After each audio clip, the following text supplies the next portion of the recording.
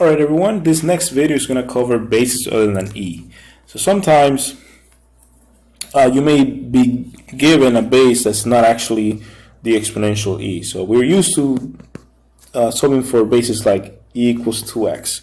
If somebody told you to find the derivative of this, then you could tell that person that that derivative is simply 2e to the 2x.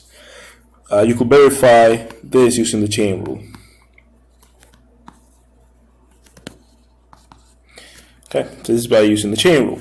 But now what happens if somebody comes up to you and tells you, okay, what is the derivative of, instead of y equals e to the 2x, of simply 2 to the 2x?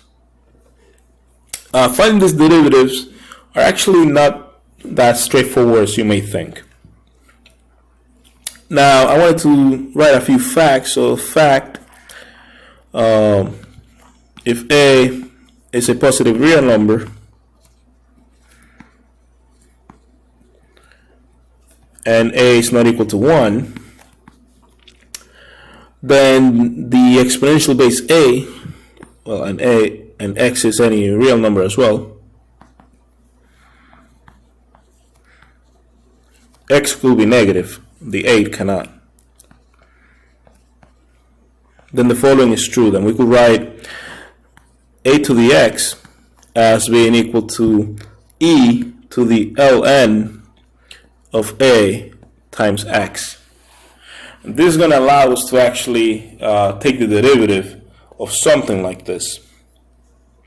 Similarly, we could also take derivatives of log for a base a and not just the base e, not just the natural log. So the previous section when we spoke about logs, we were talking about ln, which is the natural logarithm.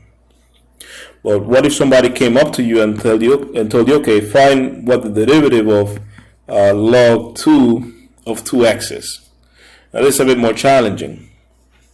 So another fact is that, again, using the same a being a positive real number not equal to 1, and x being, now here in this one, this is a fact, let a be as above, meaning positive and not equal to 1, and x now be positive real number, then log of a, base a of x, is equal to 1 over ln of a times ln of x. So you can actually rewrite this in the form of the natural log by multiplying by 1 over ln of a in this manner. So I'm saying this because that's what's going to allow us to actually take derivatives of bases other than e. So this is a theorem, and this is for the derivatives of bases other than e. E being, again, Euler's function. So the theorem says let a be a positive real number,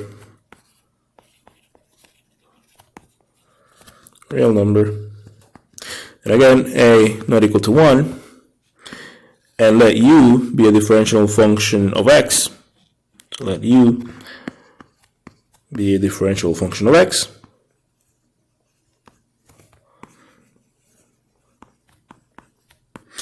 Then the following is true. 1, the derivative with respect to x of a to the x is equal to ln of a times a to the x. Okay? So remember, a is a number, a positive real number not equal to 1.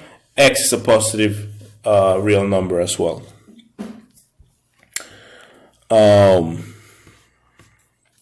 So that's number 1. Number 2, the derivative with respect to x of a to the u, where u is a function, remember, differentiable function of x, is equal to ln of a times a to the u times the derivative of u evaluated with respect to x. So we basically use the chain rule with this u. with this a to the u. 3, the derivative with respect to x of log base a of x is equal to 1 over ln of a times x. And finally, number 4, the derivative with respect to x of log of base a of u is equal to 1 over ln of a times u times the derivative of u with respect to x. So basically times u prime. I'll do a couple of examples just to emphasize this. We will not see that many of these problems in this class. You may see them on homework, but you will certainly not see this on quizzes or exams.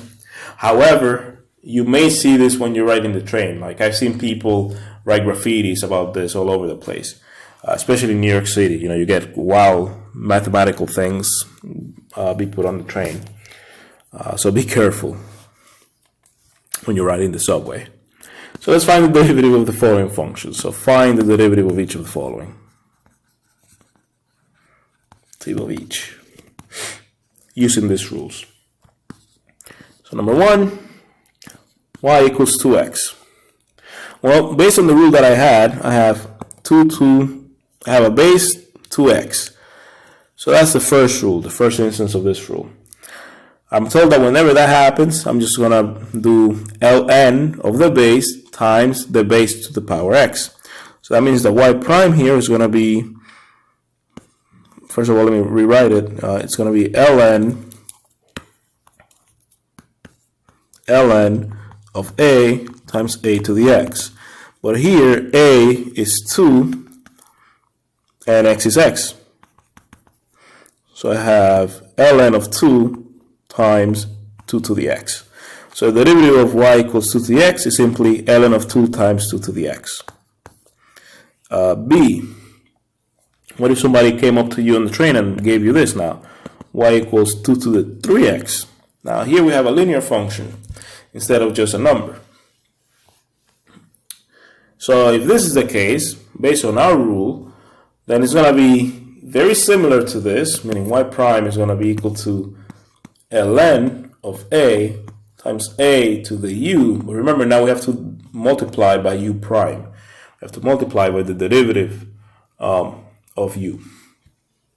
So what do we get here? Well, we have that u equals 3x. We have that a is equal to 2. And we have that u prime is equal to 3 because the derivative of 3x is just 3. So if we put all of this together on this formula up here, we have simply ln of 2 times 2 to the 3x times, well, 3, because u prime is 3. And that's it. That's our solution. There's nothing else to simplify. And one more, just to finish off this video. Let's say somebody on the train gave you y equals log base 10 of cosine of x. Right, this is a more challenging problem right here. We could still do it. If we go back to our rule, this is an example of this piece right here because we have a function on the inside.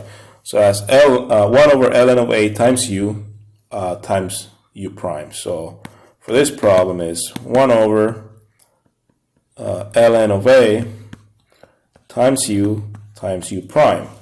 So here, what is u? U is cosine of x. What is a? A is 10. And what is u prime? U prime is the derivative of cosine of x, which is negative sine of x. So, putting all of this together, we have that the derivative of y is equal to 1 over ln of a times u prime. So that means that this is equal to 1 over ln of 10 times cosine of x times negative sine of x.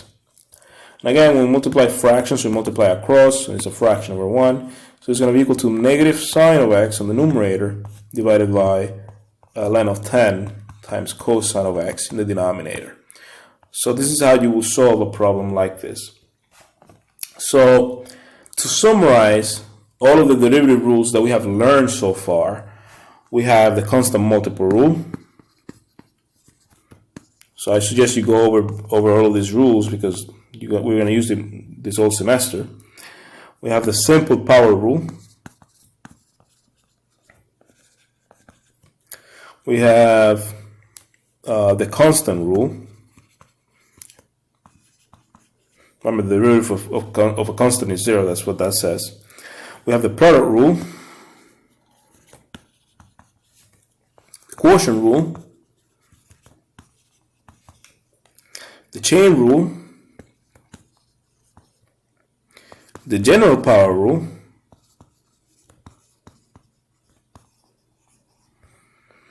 and then we have the derivative of trig and derivative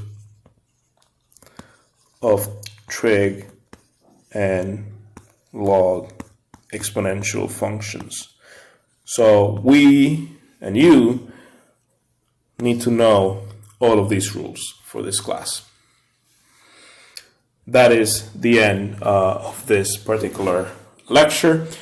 When we pick up back on next time, we're going to actually be applying all of these rules from the remainder of the semester. So as of now, I expect that you go back and practice all of them, because from here on out, we have to be very good at them, because we're going to use them for applications of the derivative with various word problems. Thank you for your time.